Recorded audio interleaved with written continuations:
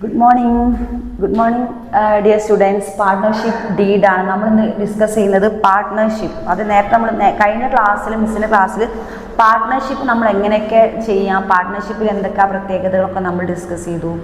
പാർട്ട്ണർഷിപ്പിൽ loyalty, honesty വേണം, profit sharing ചെയ്യണം, അത് ഇൻവെസ്റ്റ്മെൻ്റ് ഇറക്കുമ്പോൾ നമ്മൾ ഡീൽസ് അല്ലെ, അതിൻ്റെ റൂൾസ് ആൻഡ് റെഗുലേഷൻസ്, പിന്നെ റിലേറ്റീവ് അങ്ങനെയുള്ള കുറേ കാര്യങ്ങൾ, ഗുഡ്സ് ആൻഡ് സർവീസസ് വാങ്ങുന്നത്, എക്സ്പോർട്ട് ഇമ്പോർട്ട്, ഏത് ഗുഡ്സ് എടുക്കണം, ചെറിയ സ്മോൾ ആണെങ്കിലും അത് വലുതാണെങ്കിൽ ഗുഡ്സിൻ്റെ ആ ഒരു ഇത്, അങ്ങനത്തെ കാര്യങ്ങളൊക്കെ നമ്മൾ ഡിസ്കസ് ചെയ്യും. നെക്സ്റ്റ് നമ്മൾ ഡിസ്കസ് ചെയ്തത് പാർട്ട്ണർഷിപ്പ് ഡീഡാണ്. എന്താണ് പാർട്ട്ണർഷിപ്പ് ഡീഡ് എന്ന് നമുക്ക് നോക്കാം. ഓക്കെ, ഇതിൽ partnership deed, you know that the partnership is formed as an agreement. It's an agreement. Deed means dealings, le other recadical dealings, and that's agreement. Another name of that agreement. Okay, such agreement may be either written or oral. ഒരു പക്ഷേ written ആവാം, അത് oral ആവാം. സംസാരിച്ചുകൊണ്ട് നമുക്ക് dealings ചെയ്യാം, എന്ത് ചെയ്യും, അഗ്രിമെൻ്റ് ചെയ്താൽ സംസാരിക്കാതെ റെക്കോർഡിക്കലി. പക്ഷേ ഇന്നത്തെ കാലത്ത് എന്ത് ചെയ്യും, നമ്മൾ എന്ത് ചെയ്യും, മാക്സിമം സംസാരിത്തേക്കാൾ ഉപരി എന്ത് ചെയ്തു, റെക്കോർഡിക്കലി പ്രൂഫാക്കും. ഇപ്പോഴത്തെ കാലഘട്ടത്തിൽ എല്ലാത്തിനും എന്താ, തെളിവാണ് പ്രധാനം. അത് നമ്മൾ റെക്കോർഡിക്കലി എന്ത് ചെയ്യും, എഴുതിയിട്ട് നമ്മൾ ഡീല് ഉറപ്പിക്കുകയാണ് ചെയ്യുക, പൊതുവേ പ്രത്യേകിച്ചും വലിയൊരു ഇൻവെസ്റ്റ്മെൻറ്റ് ചെയ്യുമ്പോഴൊക്കെ അല്ലേ. Okay, name of the firm and nature of business and carried out, name of partners. അപ്പോൾ ഇതിലൊക്കെ ഈ ഡീലിൽ എന്തൊക്കെ വേണം, ഈ ഒരു റെക്കോർഡിക്കലി അവർ ഡീലിങ്സ് ഉറപ്പിക്കുമ്പോൾ എന്തൊക്കെ വേണം, നെയിംസ് ഓഫ് ഫേം വേണം, നേച്ചർ ഓഫ് ദ ബിസിനസ് വേണം, നെയിം ഓഫ് പാർട്ട്ണർ ആരൊക്കെയാണെന്ന് വേണം, എവിടെയാണ് ടൗൺ, ഏത് പ്രദേശത്താണെന്ന് വേണം, ദ എമൗണ്ട്, എത്ര എമൗണ്ട് ആണ് അവരെടുക്കുന്നതെന്ന് വേണം, the amount of capital B contributed, സംഭാവന ചെയ്യുന്ന അത് വേണം, ദ പ്രോഫിറ്റ് ആൻഡ് ലോസ്, നഷ്ടങ്ങളും ലാഭം കിട്ടി, എത്ര നഷ്ടം കിട്ടിയാലും ഓഫ് ദ റീച്ച് ഓഫ്, അത് രണ്ടിൻ്റെ റേഷ്യോ രണ്ട് പാർട്ട്നേഴ്സിനും ഒരുപോലെ ആയിരിക്കും അത് എഫക്റ്റ് ചെയ്യാൻ എഴുതണം. ലോൺ ആൻഡ് അഡ്വാൻസ്, ഇവിടുന്നാണ് ലോൺ, ഒരു അധികം ഇൻവെസ്റ്റ്മെൻറ്റേഴ്സ് എന്ത് ചെയ്യും, ഇൻവെസ്റ്റ്മെൻറ്റ് ചെയ്യാൻ ലോൺ എടുക്കും. അപ്പോൾ ലോൺ ആൻഡ് അഡ്വാൻസ് എഴുതും. The amount of drawing by partner by rate of this interest allowed by their loan, അത് ലോണിൻ്റെ ഇൻട്രസ്റ്റ് അടയ്ക്കുന്നത് വരെ, ലോണിൻ്റെ പലിശ അടയ്ക്കുന്നത് വരെ എന്ത് ചെയ്യും,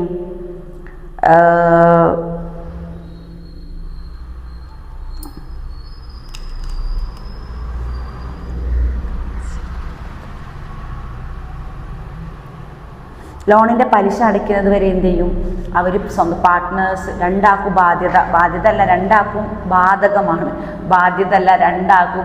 റിലേറ്റഡ് ആണ്, ബാധകമാണ്. Okay, remuneration of any payable to active remuneration ഉണ്ടെങ്കിൽ അതിനും അവർ തമ്മിൽ ബാധകമാണ്. Maintenance of accounts and arrangements of audit, അത് ഓഡിറ്റ് പുസ്തകം ഓഡിറ്റിങ്ങിനൊക്കെ വരുമല്ലോ, ആ സമയത്ത് എല്ലാ റിസ്ക് ആൻഡ് എല്ലാത്തിനും അവർക്കും പങ്കാളികളായിരിക്കും. And settlement in the case of dissolution and the methods of elation goods will already admission അല്ലേ, അത് ഗുഡ്സ് ആൻഡ് സർവീസസ് എടുക്കുന്നതിന് എല്ലാത്തിനും അവരെന്തായിരിക്കും, the method of revolution, method of retirement of a partner, ഒരു partner retired ആകുന്ന പ്രായമാകുമ്പോൾ അതിനും എന്താവും, അതിൻ്റെതായ റൂൾസ് ആൻഡ് റെഗുലേഷൻസ് ഉണ്ടാവും. And arbitration case of dispute among partners and arrangement case partner becomes insolvent, അതായത് എന്തെങ്കിലും കേസിലോ മറ്റിലോ പെട്ടാലൊക്കെ രണ്ടാൾക്കും ഒരേപോലെ തന്നെ ബാധകമായിരിക്കുന്നതാണ് പറയുന്നത്. This is not an exclusive list, any other courses, അതായത് ഇതിപ്പോൾ പറഞ്ഞത് മുഴുവൻ ഒരു ലിസ്റ്റ് അല്ല, ഇതിൽ കൂടുതൽ പറയാൻ ഇനിയുണ്ട്. എന്താണ് this any clauses desire to, എന്തെങ്കിലും പ്രശ്നം കൊണ്ട് ഒരു പാർട്ട്ണർ വേറൊരു പാർട്ട്ണറെ എന്താക്കിയില്ലെങ്കിൽ, അക്സെപ്റ്റബിൾ ആയിട്ടില്ലെങ്കിൽ, include the life partnership deed fact partnership act defines certain rights and duties of a partner. ആ പാർട്ട്ണർക്ക് എന്തുണ്ട്, റൈറ്റ്സ്, ഓരോന്നിനും അവകാശം ഇതുണ്ട്. കാരണം ചതിക്കപ്പെട്ടാൽ കോടതി മുഖാന്തരമൊക്കെ അങ്ങനത്തെ റൂൾസ് ആൻഡ് റെഗുലേഷൻസ് ഉണ്ട് എന്നാണ് പറയുന്നത് അല്ലേ. രജിസ്ട്രേഷൻ ഓഫ് ദ ഫേം, ഒരു ഫേം രജിസ്റ്റർ ചെയ്യാൻ എന്ത് ചെയ്യണം, under the Indian partnership act, അതിനൊരു ആക്ട് തന്നെ ഉണ്ട് ഇന്ത്യയിൽ, ഇന്ത്യൻ പാർട്ട്ണർഷിപ്പ് ആക്ട് പ്രകാരം എന്ത് രജിസ്റ്റർ ചെയ്യണം. Not compulsory to register the firm, but there are certain limitations for a unregistered register ചെയ്യുമ്പോൾ അതിൻ്റെതായ റൂൾസ് ആൻഡ് റെഗുലേഷൻസ് നമ്മൾ ഫോളോ ചെയ്യണം, അതിൻ്റെതായ പാർട്ട് ഇതൊക്കെ കിട്ടും, നമുക്ക് അതിൻ്റെ കൺസെഷനും കാര്യങ്ങളൊക്കെ ഉണ്ടാവും. അതായത് രജിസ്റ്റർ ചെയ്യുകയായിരിക്കും. രജിസ്ട്രേഷനിലൂടെയാണ് മുന്നോട്ട് പോകാമെന്നാണ് പറയുന്നത്. Registration can be done by anyone. To register the firm the application with all particulars about the firm and registration we all send to the register of firm and the merits and limitation. പിന്നെ എല്ലാ കാര്യത്തിലും എന്തുണ്ടാവും? Merits, demerits. ഇത് എന്താണ് merits and limitation? You have learn about the main features of partnership. This would help you to identify the merits and limitation of this own organization which are follows. The merits easy formation ആയിരിക്കും, more capital available ആയിരിക്കും, more diverse സ്കില്ലായിരിക്കും, expert ആയിരിക്കും അല്ലേ. എന്തായിരിക്കും merit പറയുന്നത്? Easy formation ആയിരിക്കും. അത് ഫോർമേഷനും കാര്യങ്ങളൊക്കെ ഭയങ്കര ഈസി ആയിരിക്കും. മോർ ക്യാപിറ്റൽ അവൈലബിൾ ആയിരിക്കും, നല്ല നല്ല മൂലധനങ്ങൾ പ്രോഫിറ്റ് കിട്ടാനൊക്കെ സാധ്യത ഉണ്ടായിരിക്കും. ഡൈവേഴ്സ് സ്കിൽ ആൻഡ് എക്സ്പേർട്ടായിട്ടുള്ള പാർട്ട്ണർഷിപ്പ് ആണെങ്കിൽ പെട്ടെന്ന് പ്രോഫിറ്റ് കിട്ടാൻ സാധ്യതയുണ്ട്. ഫ്ലെക്സിബിലിറ്റി ആയിരിക്കും, തെളിമയോട് കൂടി വിശുദ്ധമായി മുന്നോട്ട് പോകുന്നതായിരിക്കും. സീക്രസി, അവർ തമ്മിൽ ഭയങ്കര സീക്രസി, അങ്ങനത്തെ ഒരു ബിസിനസ് സീക്രട്ടൊക്കെ ഉണ്ടായിരിക്കും. ആൻഡ് ഇൻട്രസ്റ്റ് അല്ലെ, പലിശ ആയിട്ട് അവർക്ക് ഏൺ ചെയ്യാൻ പറ്റും. പ്രൊട്ടക്ഷൻ ആയിരിക്കും, അവരുടെ ഒരു സുരക്ഷിതത്വം ഉണ്ടായിരിക്കും. Checks and control over the careless decisions. അപ്പോൾ ഒരാൾ കെയർലെസ് ആയിട്ട് ഡിസിഷൻ എടുക്കും, അതിന് ചെക്ക് ചെയ്യാനും നോക്കാനൊക്കെ പറ്റും. അതൊക്കെ ഒരു പോസിറ്റീവ് കാര്യങ്ങളാണ്. And diffusion of the risk എടുക്കുന്ന ഒരുമിച്ചായിരിക്കും. റിസ്ക് എടുക്കുമ്പോൾ എന്ത് പ്രശ്നങ്ങളുണ്ടെങ്കിൽ രണ്ടാൾ ഒരുമിച്ചതായിരിക്കും ബാധകമാവുക. നെക്സ്റ്റ് ലിമിറ്റേഷൻസ് ആണ്. Limited capital. ലിമിറ്റേഷൻസ് എന്ന് പറഞ്ഞാൽ അതിന് ചില നിയന്ത്രണങ്ങളുണ്ട്. എന്തൊക്കെ നിയന്ത്രണങ്ങൾ? ലിമിറ്റഡ് ക്യാപിറ്റൽ ആയിരിക്കും, അൺലിമിറ്റഡ് ലയബിലിറ്റി ആയിരിക്കും, പബ്ലിക് കോൺഫിഡൻസ് ആയിരിക്കും. ഓക്കെ, ഇത്രയും കാര്യങ്ങളാണ് അതിലുള്ളത്. പിന്നെ നോൺ കോപ്പർ ട്രാൻസ്പെറൻറ്റ്, അൺസേർട്ടണിറ്റി ആയിരിക്കും. കോൺഫ്ലിക്ട്സ് എമംഗ് പാർട്ട്നേഴ്സ്, ഒരു പക്ഷേ പാർട്ട്നേഴ്സ് തമ്മിൽ കോൺഫ്ലിക്റ്റ് എന്തെങ്കിലും പ്രശ്നങ്ങളൊക്കെ ഉണ്ടാവും. Next risk of implied authority. അപ്പോൾ എന്തായിരിക്കും? അപ്പോൾ കോൺഫ്ലിക്ട്സ് ഉണ്ടാകുമ്പോൾ ഭയങ്കര പ്രശ്നമാവും, അതോറിറ്റി റിസ്ക് എടുക്കേണ്ടി വരും. Join Hindu family firm. എന്താണ് join Hindu family firm? Join Hindu family firm is a unique of the business organisation in India. In this firm belong to join the family and govern the provision of Hindu law. Hindu law അനുസരിച്ചുള്ളൊരു joint ഫേമാണ് join Hindu family firm. Okay, അത് നിങ്ങൾ എന്ത് ചെയ്യണം? Next not ചെയ്ത് വെക്കണേ. എന്താ പറയുന്നത്? മിട്ടാക്ഷാര and ദയാബാഗ. Importance of joint Hindu family firms are business to manage with senior members of family കർത്ത എന്ന് പറയുന്ന സീനിയർ ഫാമിലീസ് മെമ്പേഴ്സ് ആയിരിക്കും ഇത് ഡീൽ ചെയ്യുക. And Kartha has A power of borrow funds of ബിസിനസ്സിൽ ഫണ്ട് ഇറക്കുന്ന ശക്തനായ ആളാണ് കർത്ത. Karta has misappropriated funds of business and the death of any member of the family does not dissolve the business and the mutual agreement join Hindu family firm can devise and it should not be difference between join Hindu family firm and partnership of firm. A join Hindu families Karta എന്ന് പറയുന്ന എന്താണ് it ability Kartha is unlimited liability other limited, അതായത് business share holders ആകുമ്പോൾ ഇവർ കർത്ത എന്ന് പറയുന്ന ആളായിരിക്കും അധികം ഫണ്ട് ഇൻവെസ്റ്റ്മെൻറ്റ് ചെയ്യുന്നത്. ജോയിൻറ്റ് ഹിന്ദു ഫാമിലി ഫേം എന്നാണ് ഇതിൻ്റെ പേര്. Okay,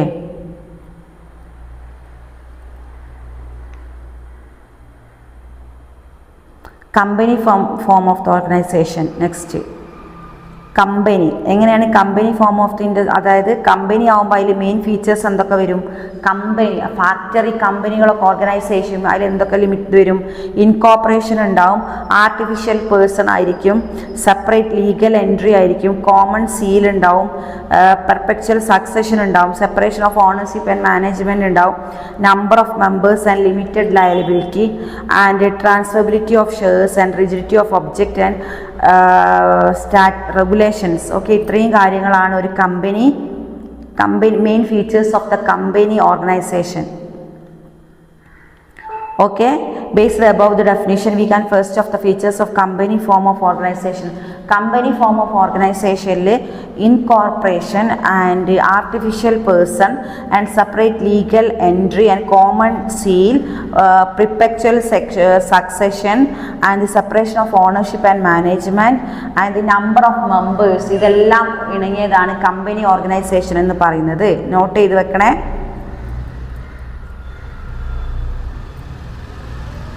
next classification of company. എന്തൊക്കെയാണ് classification of company? On the basis of mode, അത് സ്റ്റാറ്റ്യൂട്ടറി കമ്പനി ആൻഡ് കമ്പനീസ് ഏതൊക്കെയാണ്? Based on the mode of incorporation, based type of liability, based category of shareholders and based jurisdiction of functioning. ഇതൊക്കെയാണ് company miss just വായിച്ചുതരാം. അതായത് based on mode of incorporation, based type of liability, based the category of shareholders and based on the jurisdiction of functioning. Okay, next statutory company, unlimited company, private limited company and national company.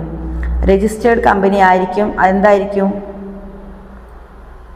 based on liability company, company limited guarantee, company by shares ഒക്കെ ആയിരിക്കും കേട്ടോ.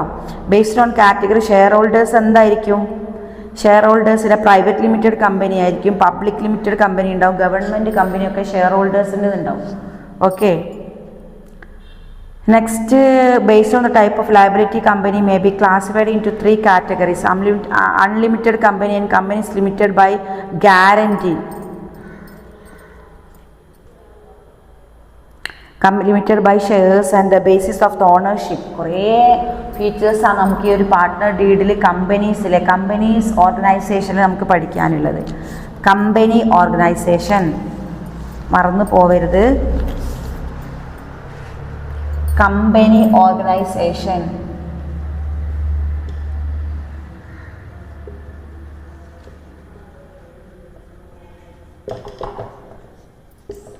Okay, company organisation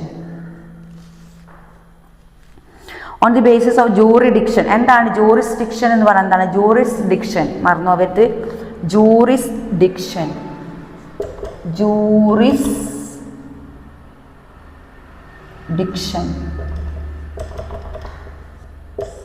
എന്താണ് jurisdiction? National company ആയിരിക്കും, multinational company. Merits and limitations. The company from organization has been popular, successful in most all the countries. Merit and limitation. എല്ലാ കമ്പനിക്കും ഉണ്ട് അതിൻ്റെതായ മെറിറ്റ്സും ഡിമെറിറ്റ്സും. എന്തൊക്കെ നോക്കാം? Merits and demerits. Large capital ആയിരിക്കും, limited liability ആയിരിക്കും. Next എന്താണ്?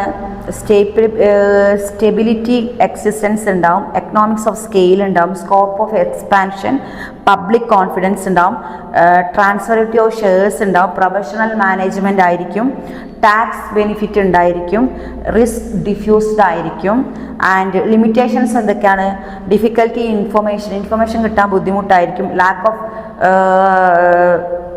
സീക്രസി അല്ലേ, അവർ തമ്മിൽ എന്തെങ്കിലും സീക്രട്ടൊക്കെ ഉണ്ടെങ്കിൽ പെട്ടെന്നാണെങ്കിൽ പ്രശ്നങ്ങളൊക്കെ ഉണ്ടാവും. Delay of decision making, decision രണ്ടാൾ തമ്മിൽ കൂടുതൽ കമ്പനീസ് ഇങ്ങനെ അങ്ങോട്ടും ഇങ്ങോട്ടും ഡിസിഷൻ മേക്കിംഗ് ലേറ്റ് ആവും. നെഗ്ലക്റ്റ് ഓഫ് മൈനോറിറ്റി ഇൻട്രസ്റ്റ് അല്ലേ, മൈനോറിറ്റി ഇൻട്രസ്റ്റ് നെഗ്ലക്റ്റ് ചെയ്യും. And construction of economic power ആയിരിക്കും. ഓക്കെ, ഇത്രയും കാര്യങ്ങളാണ്. Next then lack of